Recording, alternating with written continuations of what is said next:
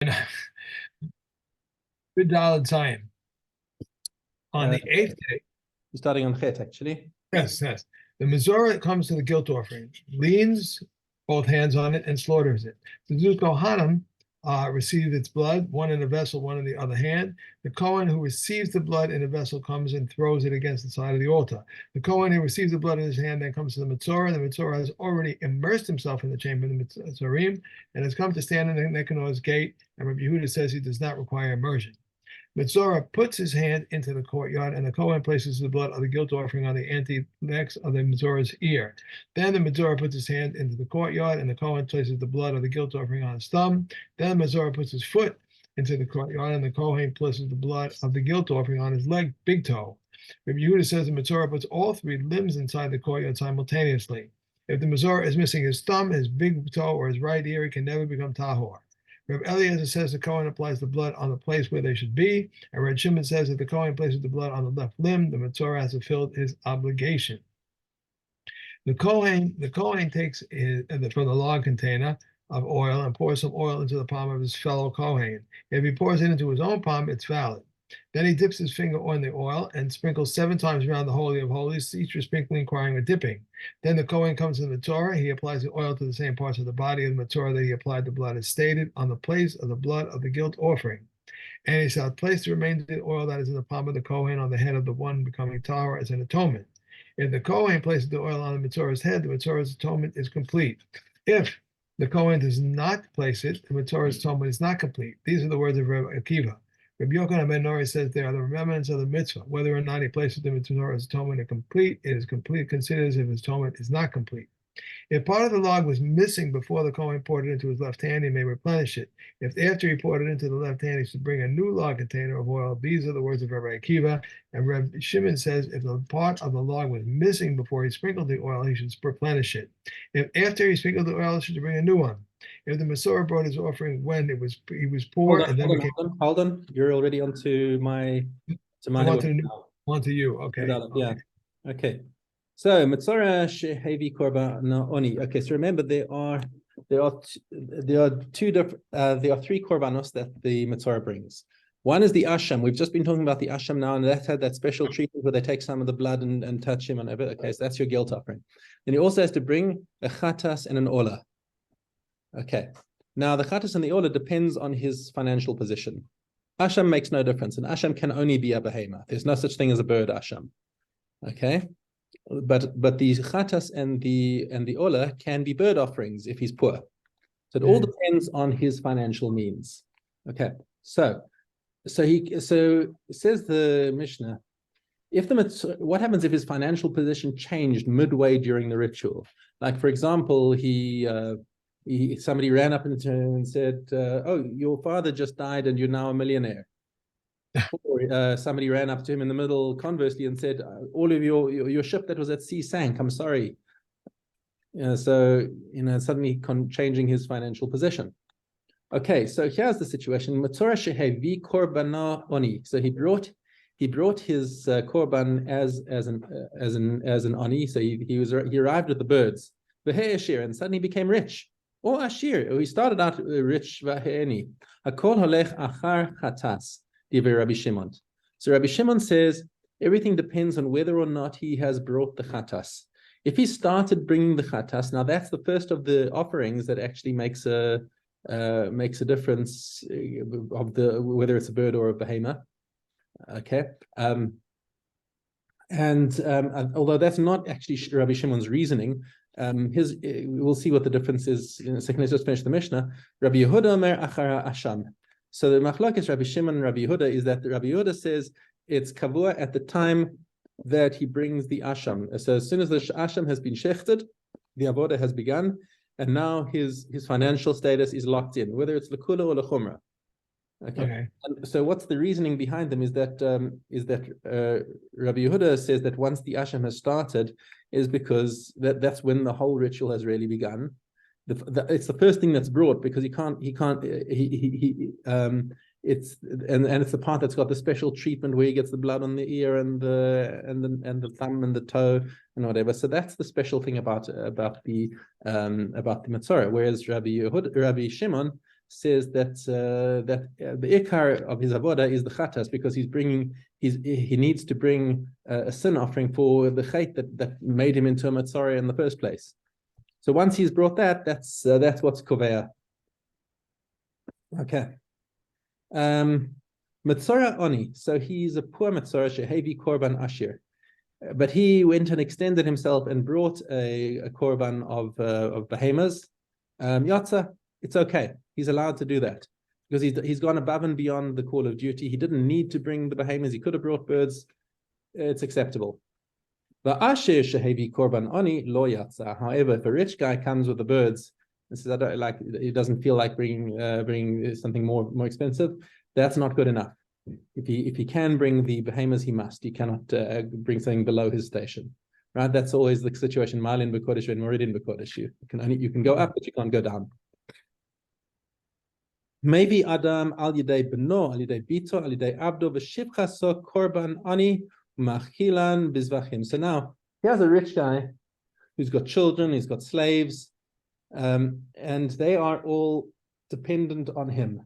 Okay, so he has so anything that his children pick up automatically becomes his. Anything that his avadim pick up automatically becomes his. So they, in their own right, are considered aniyim.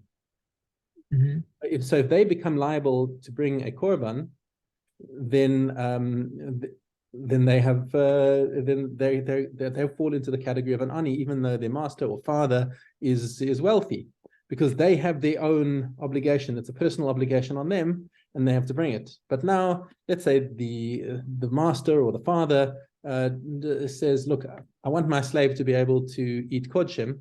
He can't eat kodshim until he's brought his korban. So I'll bring the korban on their behalf." So he is allowed to bring the korban ani. He doesn't. You don't say because he's rich he has to now bring a korban of an asher. He's bringing it on behalf of somebody else who is an ani, and therefore he only has to bring the korban ani. Okay. So now they're allowed to eat kodshim. Rabbi Yehuda Omer, Av al yedei ishto maybe korban ashir. He says, for his wife, however, is this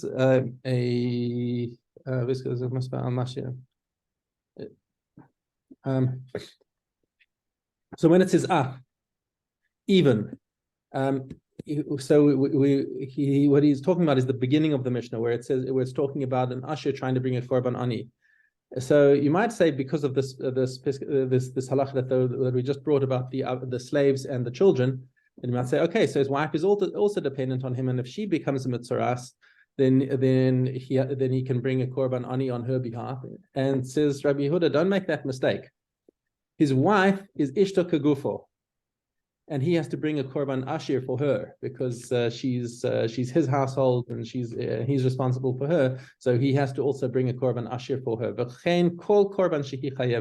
And furthermore, there are lots of other things where a wife, a korban yoledes, korban azava. Wait, not a zava. A zava doesn't bring a korban. A zav brings a korban, not a zava. So any other korban that his wife has to bring, typically yoledes. Yoledes brings depending on her financial status, and that depends on her husband's financial status. Okay, so he can't bring a korban ani on her behalf if he's rich. Okay. Mishnah Yud Gimel, Shnei Mitzoraim shenis arvu korbanai sehem. Okay, so you got two Mitzoraim who arrived in the Beis HaMikdash, and they've all got their korbanos, and they're busy sitting and chatting, and the animals are also sitting and chatting and mingling, and now all the animals got mixed up. Okay, now Karav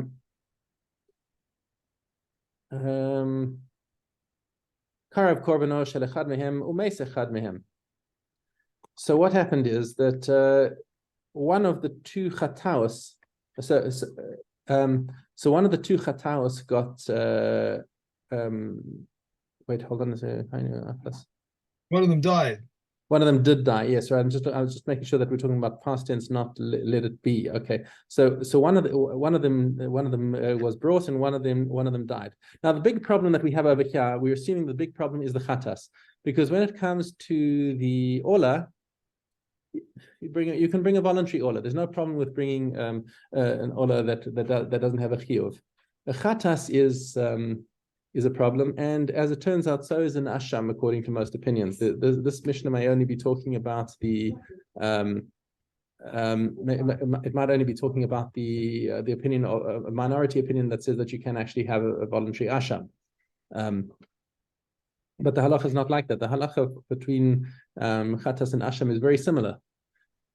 So, so here's the situation. Let's just talk about the chatas for the moment.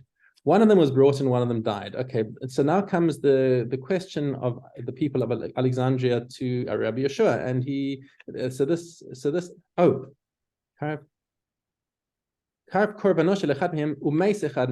excuse me, one of the Matzoraim died.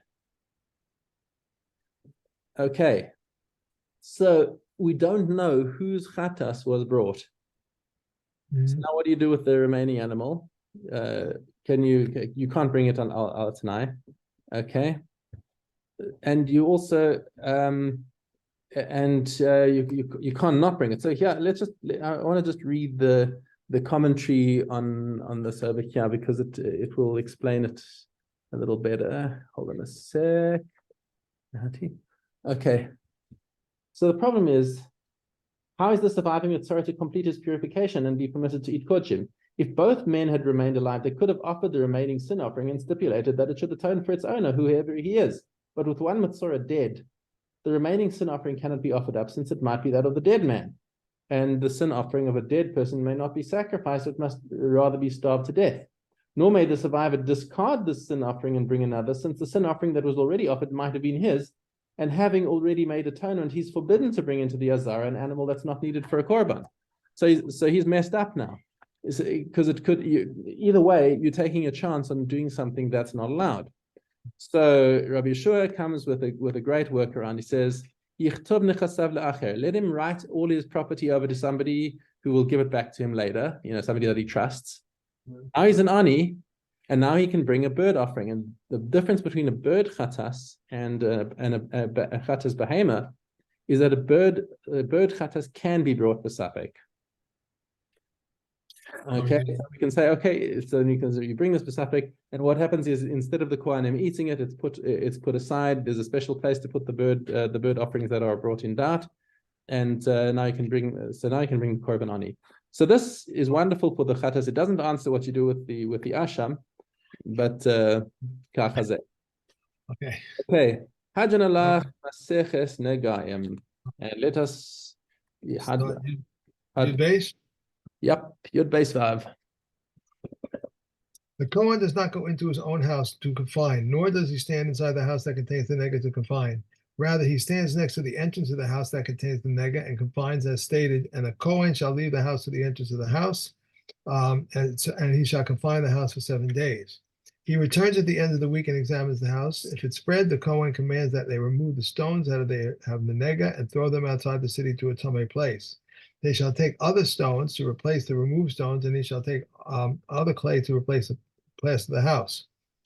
He does not take stones from this side of the house and build them into the other house, nor does he take clay from that side and build it into the other side, nor does he take lime.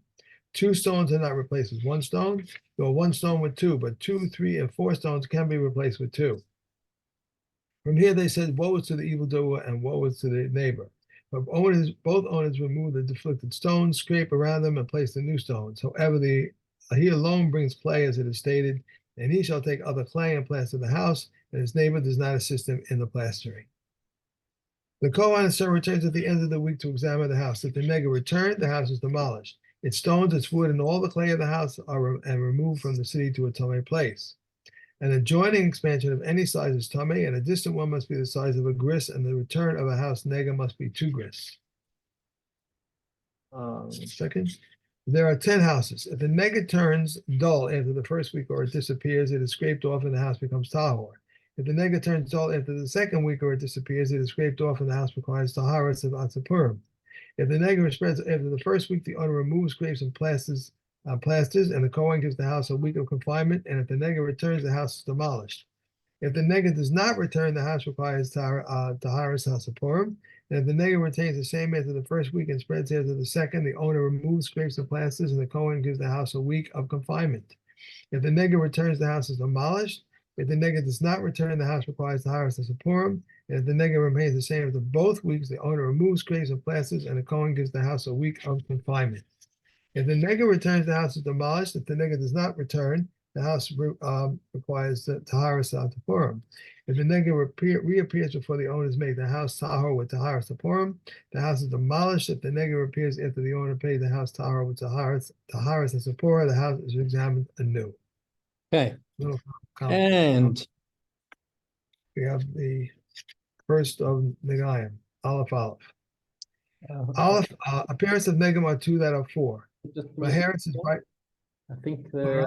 first that it's first finished Ohalo so you can get your bookmark in the right place. And then Go back to Olaf. Unless you want to find, you can do the first. Go ahead. Just do one Mishnah in at the beginning of Negaim, and we'll do the last 2 of. Appearance of the Gaim are 2 that are 4. Baharis is bright like snow. Secondary to it is like the lime of the sanctuary. Size is like the membrane of the egg, and secondary to it is like the white wool. These are the words of Rav Meir, and the Kukumen say, Size is like white wool. Secondary to it is like the membrane of an egg. Okay. All right, now we do notes. Okay. Yud Ches. Anterooms are not subject to the law of dwellings of idolaters, and Reb Shimon ben Gamliel says the law of dwellings of idolaters does not apply to a city that was destroyed. East Kisrin and West Kisrin are graves. There was a doubt concerning East Akko, and the sages declared it to be Ha Tahor. Rebbe and his rabbinic court came to a vote on Kani and declared it Tahor. 10 places do not have the law of dwellings of idolaters, and the tents of Arabs, huts, lean-tos, storage huts, summer awnings, a guard shack, an open air area of apartment, and a bathhouse, an armory, and a military camp. Okay. I'm finished with Olios now. Okay. Okay. We're on to Caleb. Caleb, Tess, Zion, Aleph. Any wooden utensils that broke into 2 parts is tahor, except for a folding table, of variety platter, and the folding bench of a householder. Yehuda says also, Rabbi Yehuda says also the Magus and the Babylonian cord are the same as they. At what point do wooden utensils become susceptible to contact tumah? A bed and a cradle become tamei, and when one smooths them with the skin of a fish. If we decide not to smooth them, they are tamei right away. The Meir says the bed becomes tamei from when one weaves 3 bottom into it. Wooden baskets become susceptible to tumah from when the craftsman secures their rims and trims them. But those made of strips of palm trees, even though he did not trim them from the inside, are tamei since they are thus kept. A reed basket becomes susceptible to tumah when he scores his rim and trims it, and he finishes fastening its hanging cord. The case for holding the flasks and the case for holding cups, even though they did not trim them from the inside, are tamei since they are kept. Okay. One more. Gimel. I did skip 1. I thought I did 3. Okay, sorry. Small sifters and women's baskets are susceptible to tumah from when the craftsman secures their rims and trims them. Large baskets and large bins are susceptible from when he makes 2 coils around the circumference. And the screen of a sifter, a sieve, and a pan of its balance are susceptible to tumah from when he makes 1 coil around their circumference. A basket is susceptible from when he attaches 2 rings around its circumference, and the strap basket from when he attaches 1 ring to it. Okay. Now, Harims. Okay, Aleph. Here we go. Aleph. An anointed Kohen who sinned and then passed from his position of anointment, and similarly, a king who sinned and then passed from his appointment of greatness. The anointed Kohen brings a bull, the king brings a he-goat. An anointed Kohen who passed from his position of anointment and then sinned, and similarly the king who passed from his position of greatness and then sinned. The anointed Kohen brings a bull, but the king is like a commoner. If they sinned before they were appointed, and when they were appointed, they are like the commoner. Reb Shimon says if he became known to them before they are appointed, they are liable. After they were appointed, they are exempt. Who is a nasi? This is the king, as it is said, and he will do one of the commands of Hashem his God. A nasi who has none above him, but Hashem his God. Okay. That takes care of that. Okay, we're almost finished with that also. Okay. Ketsubos. Daled Zion. If he did not write a ketubah for her, a virgin collects 200 zuz and a widow. Sorry, just a second. I lost track of where you were on the What Mishnah did you just finish? Harios, Yeah. I finished Gimel, Gimel. Okay, so today we're doing Gimel, Dalet, Hey, and Vav. On Harios? Okay, Yes. sorry. I thought I did 3. All right. I think I started too early. Yeah. Who was the anointed Kohen? The one anointed with the anointing oil, but not the one invested to additional vestments. There is no difference between the Kohen who is anointed with anointing oil and a Kohen invested in the additional vestments, other than the bull which comes for all the commandments. I'm sorry, all the commandments. And there is no difference between a serving Kohen and a serving who passed from his anointment other than anointment other than the bull of the day of the anointment and the 10th of the ephah. Both literally this one and that one are equal with respect to the Yom Kippur service and are commanded concerning a virgin or forbidden to marry a widow, and they may not contract tumah from their deceased relatives. Deceased relatives do not grow their hair, do not rend their garments, and they bring about the return of the murderer. The Kohen Gadol rends his garments from the bottom, when an ordinary Kohen rends from the top. The Kohen Gadol may sacrifice when an onen, but may not eat, and an ordinary Kohen may not eat sacrifice nor eat. Okay, so tomorrow we have Gimel. And one more, also Vav. Vav also? Yeah. Why? Whatever is more frequent than its counterpart takes precedence over its counterpart, and whatever is more holy than its counterpart takes precedence over its counterpart. If the bull of the anointed Kohen and the bull of the assembly are both waiting, the bull of the anointed Kohen takes precedence over the bull of the assembly and all its precedents. Okay. So Now, we're going to tomorrow, start another new one tomorrow. We're starting 3 new Masechtas tomorrow. okay, Tomorrow we're actually going to finish Seder Nezikin and start with Kodshim again. So that'll be Zvachim. we're starting Ezekiel tomorrow. No, we're finishing the Nezikin tomorrow and starting Kodshim. So that will be Zvachim. Oh, wait a second. I put my stuff. I put that. No, I didn't. And also we're also starting Para tomorrow. I'm very confused now. Wait a second. I'm very confused. Did I put the Ezekiel away because I thought we were finished? No. I'm in Ketsubis now, but I shouldn't be in Ketsubis. But hold on a sec. I've got my daughter calling from Eilat. We are in Dalet Dayan. If he did not write a ketubah for her, a virgin collects 200 zuz and a widow 100 zuz, as 100 because it is a condition established by the court. If he assigned to her in writing a field worth 100 in lieu of the 200 zuz, and he did not write to her all properties that I own are surety for your ketubah, it is otherwise liable since it is a condition established by the court. If he did not write for her, if you are captured, I will ransom you, and if you are and keep you as a wife. Or in the case of a Kohen's wife, I will bring you back to your city. He is nevertheless liable since it's a condition established by the court. If she was captured, he is obligated to ransom her. If he said, here are a divorce and a ketubah, let the ransom herself, he is not allowed to do so. If she became ill, he is liable for her healing. If he said, here are your bill of divorce and a ketubah, let her heal herself, he is allowed to do so. Okay. Now I'm straight. Okay, now we're Truma. All right, Trumos, Zion. If he sold one of them, he is exempt, and the other one, and the other he must treat as Truma, and he is liable to Hachala. So it says Reb Meir. But Reb Yossi exempts. If another person sold the other, he is exempt. If one sold both, if it is a kind whose seed perishes, it is permitted, but if not of a kind whose seed does not perish, it is forbidden. If a woman was eating truma and they came and said to her, your husband is dead, or he divorced you, and likewise a slave who was eating truma and they came to him and said, your master is dead, or your master has sold you to a non-priest, who has given you away as a gift, or has freed you, and likewise if a priest was eating truma and it became known that he was the son of a divorced woman or a chalutza, Eliezer holds him liable for the repayment of the value in the fifth. Rabbi Yeshua exempts, and if he was standing and sacrificing on the altar and it became known that he was the son of a divorced woman, or the chalutza, if Eliezer says all the sacrifices which he offered on the altar are invalid, the Rabbi Yeshua declares invalid, and if it became known to him that he was blemished, his menstruation is invalid. And all of them, if they had truma in their mouths, Rabbi Eliezer says they may swallow it, but if Rabbi says they must spit it out. If they said to him, you have become unclean, or the truma has become unclean, Rabbi Eliezer says he may swallow it, or Rabbi says he must spit it out.